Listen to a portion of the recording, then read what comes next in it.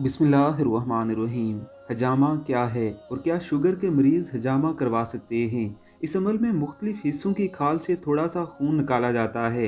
इंसानी सेहत का दारोमदार जिस्मानी खून पर होता है। अगर खून सही है तो इंसान सेहतमंद है, वरना मुख्तलिफ बीमारियों का शिकार हो जाता है।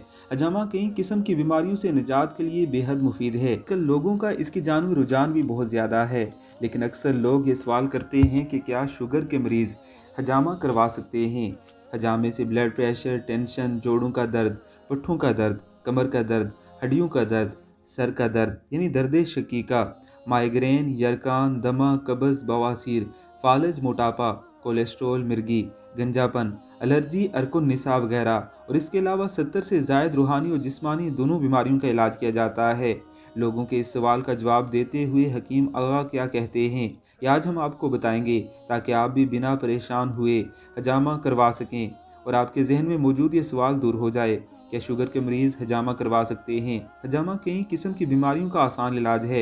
इसमें बेहद फ़वाइद हासिल होते हैं। हजामा कमर पर या सीने पर किया जा सकता है।